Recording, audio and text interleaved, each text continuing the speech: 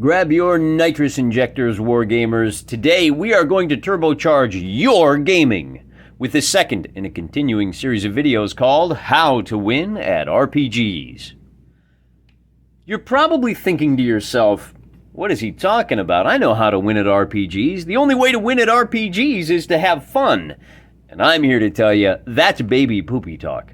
Doesn't really mean anything. In fact, neither of those words mean anything when you mash them together in that way. You haven't defined what it means to win, and you haven't defined what it means to have fun. And we have to talk about those two concepts before we can go any further. Bear in mind that we're trying to break you of 40 years of bad habits here. It's going to take some time. We got a number of other videos coming down the pipeline that will give you specific actionable items that will help you win at RPGs. Today's goal is to get you to break the mindset of, as long as I'm having fun, I'm winning.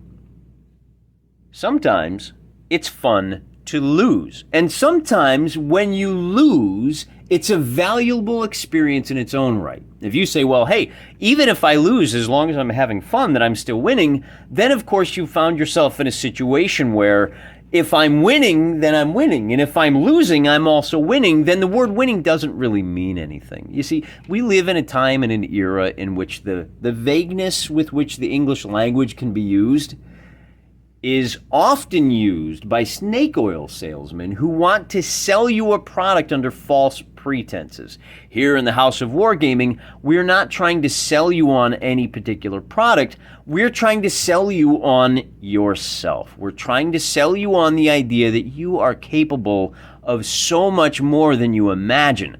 The problem is that the gaming culture back in the day shifted from an emphasis on results to an emphasis on process.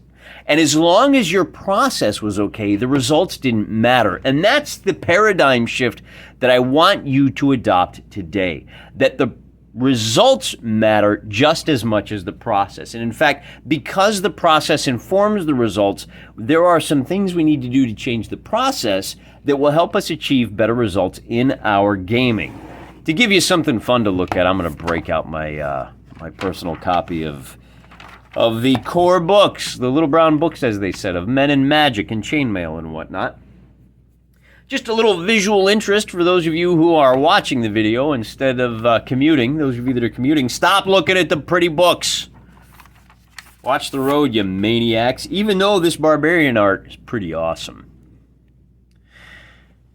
Getting back to the subject at hand, we got to break you down. This is Drill Sergeant Mr. Wargaming here, is trying to break you down so we can rebuild you better than before. All right, by better than before, I mean as a results-driven gamer, the kind of guy that goes into a game with objectives. And if he succeeds in those objectives, then he has had a successful outing. And that dopamine hit that he gets from succeeding and overcoming a challenge is so much deeper and more lasting and more profound than the dopamine hit that comes with empty platitudes and validation. This is what we mean when we say how to win at RPGs. The first thing you have to do is accept that you can win and you can lose. Let me use an analogy. If you go out to play golf, let's say, and you go out with 3 of your friends, and you kind of keep score, and you kill 3 hours, you shot 18 holes, and you weren't really keeping score, but you had a great time, you had fun. Did you win? Well, it doesn't really mean anything in that context, does it? All you were looking to do was kill a few hours. On the other hand, with the same activity, you go out as a solo golfer, and let's say you've got a handicap of 12. And you shoot 4 under par. Now, really, you're 8 over par. If I understand how golf works, the 12 handicap means that you deduct 12 strokes from your score. And if after subtracting 12 you shot par, then great, you shot par. But maybe you went out and you shot 3 under par. And maybe you go out and you're able to lower your handicap by 2. Now, even though you weren't playing golf against any individual person, you still won because you went out trying to do something, lower my handicap, or you went out trying to do something. There's a hitch in my backswing that's costing me some yardage. And when I was teeing off, I was getting an extra 30 yards per drive. Now, maybe your score was a little higher than usual, because you need to work on your short game. But you're winning at golf. You're getting better at golf. And it is possible to get better at RPGs. Heck, the old master himself, Gary Gygax, said that player skill is one of the most important things that comes to achieving success in RPGs. You don't want to be everybody gets a trophy kind of D&D player. You want to be the kind of player that goes out and is able with the, here's a great example. I have a first level thief. He's a halfling thief, and he's running around with 13 first level dwarves who have all been captured by 3 ogres, and all I have at my disposal is my own personal cleverness. So I use ventriloquism to confuse the ogres until the sun comes up and turns them to stone, and as a first level thief, I was able to defeat 3 ogres.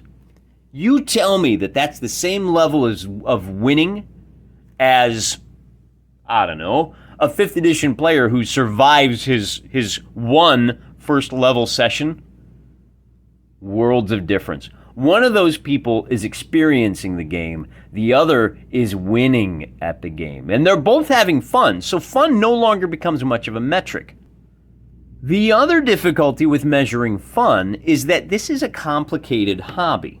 There are a lot of aspects to this hobby, and just getting the gold is not enough. If you were sitting across the table from me and you said, hey, I want to get enough gold to have plate mail. We've all been there. A lot of us, when we were 10 years old, I want enough to afford plate mail. And the DM says, yeah, here's enough gold to buy plate mail. And now I've got the plate mail, but did you earn it? Did you gain it through clever play?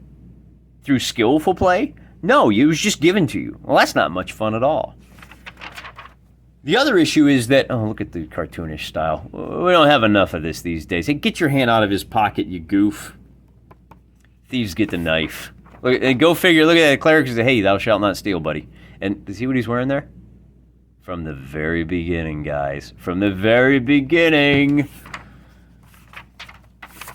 Getting back to how to win at RPGs. The big thing is you got to change your mindset, guys. You got to approach the game as a hobby that you can succeed at on its own merits. And we've already talked about one way to succeed at this game. Look how thick this is. Look how thick this book is. That's a lot of rules to have to remember and to have to memorize. And I would caution you to start putting more emphasis on the rules themselves. We talked about Rule 0.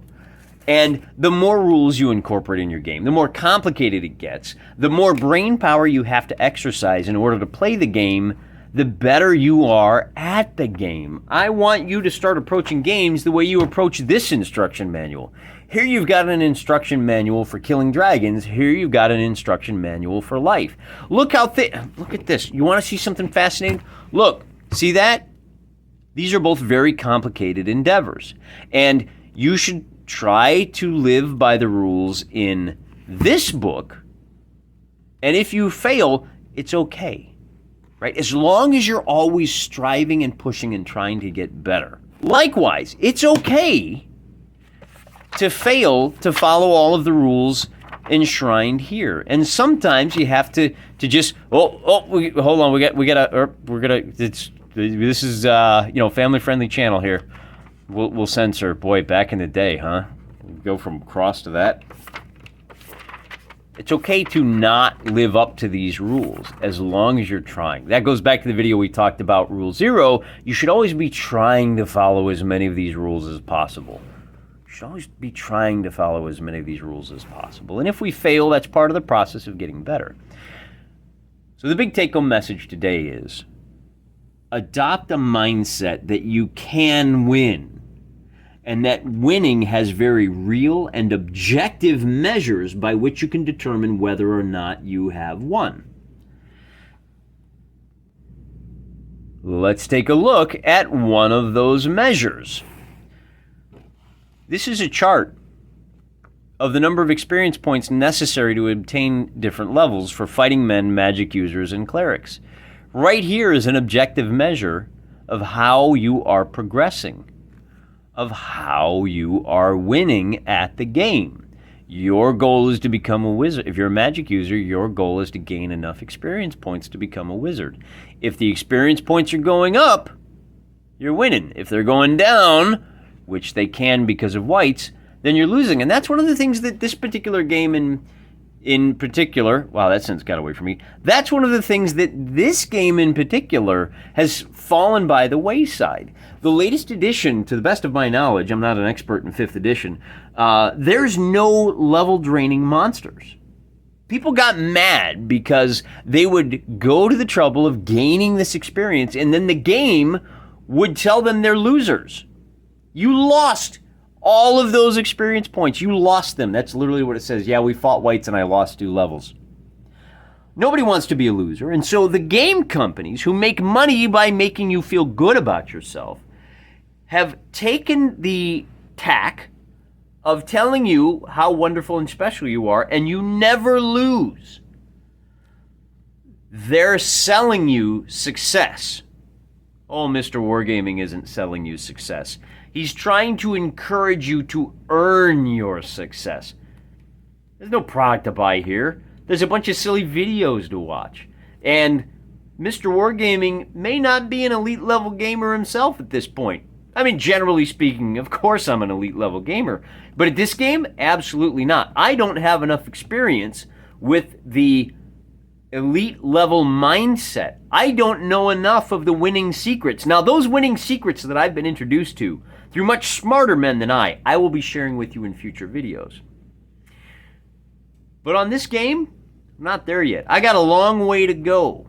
If I were to play this game today, there's a very good chance I would be a loser. But just as with doing chin-ups, you gotta start somewhere. And maybe you can only do 3 chin-ups today. But if you dedicate yourself to playing these games as written, then it is entirely possible for you to get better at these games. All right? So if you want to know how to win at RPGs, the very basic answer is adopt a winning mindset. Challenge yourself to use all of those funky little rules that everyone ignores because they're too hard. If it's too hard, then it's just hard enough. Then it's a barrier that you need to break through. And when you take those difficult... There's a great line that a couple of people have come up with.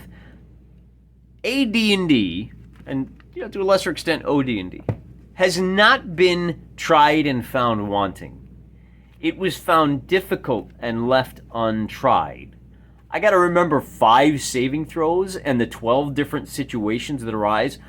Can I just have 3 saving throws for fortitude, will, and I don't know, whatever the other one is? Hey, I got to do subtraction. Can I just do addition with a ascending AC? Embrace descending armor class as an example. Yeah, it's a little harder. That's why it's worth doing. All right? Change your mindset. Understand that player skill is a very real thing. And understand that the guys at the table that are challenging you to become better, they're not challenging you to become better because they don't like you. They're challenging you because they like you. When you go into a weight room and a guy is trying to help you by saying, I think you could put 5 more pounds on that bar, it's not because he wants to see you fail. It's because he wants to see you push through the boundaries, right? Think of Mr. Wargaming as your gaming spotter. I'm here behind you with my fingers underneath that bench press, right?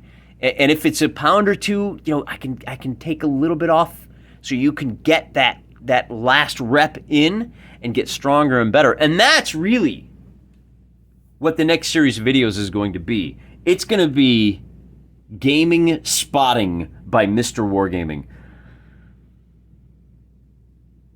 Look for those coming up soon. You can win at RPGs. You just have to believe that you can, and you just have to find obstacles to overcome. You'll get better, you'll get faster, you'll get smarter, you'll get stronger. Until next time, I'm praying for you.